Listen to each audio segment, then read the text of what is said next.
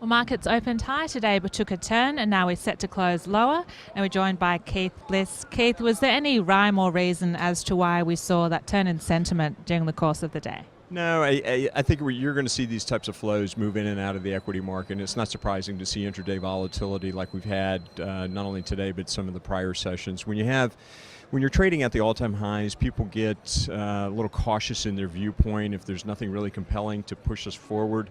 And while the economic data has been a little mixed and the fourth quarter earnings picture was not all that bad, I think people are just going to take a wait-and-see attitude, get a little defensive in their positions, see what the economic data looks like when we don't have any bad weather potentially impacting it, and also what the first quarter earnings will be like. And we'll start to get our first read on the first quarter earnings in a couple of weeks. Okay. Now, there are also reports that the coal price will be set at a far lower level than expected for the second quarter. Energy shares really haven't performed this year. What's your view broadly on the energy sector? Well, I think energy, it's largely going to depend on what's happening here in the U.S. through the spring, where we have a hotter than usual spring, where we'll be running our air conditioners. I don't think the global demand picture has changed all that much. The Chinese economy, which of course China is of course one of the largest consumers of energy in that complex behind the United States, they're slowing, so we'll see that take a bit of a bite out of energy prices and overall consumption. So I don't think that the energy complex, at least in the next 3 to 6 months, is going to be any place to really put your money to get great gains out of. But I don't see it slipping either. It'll be one of those sectors that will just kind of march along with the market. Okay, and on the flip side, healthcare stocks did quite well today.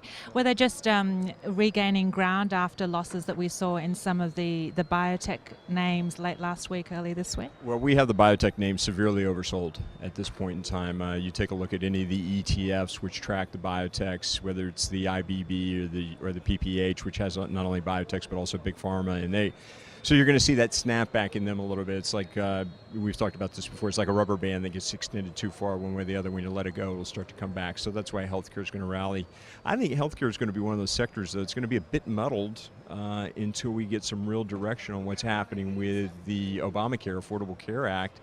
They keep changing the mandate provisions on that and extending it out. So while a lot of people got long healthcare stocks thinking they were going to benefit from the new law, you're going to see some money pull out of that because they think it might be dead money for the foreseeable future with the delays in the law.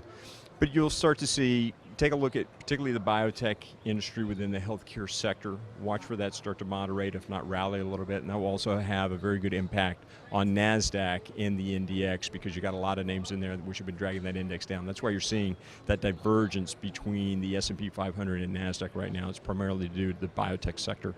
They should rally. They've been rallying a little bit today. Not perfect, but they should continue to come up in the next few sessions. Okay, thank you, Keith. That was Keith Bliss of Catone, and I'm Jane Sell for The Straight.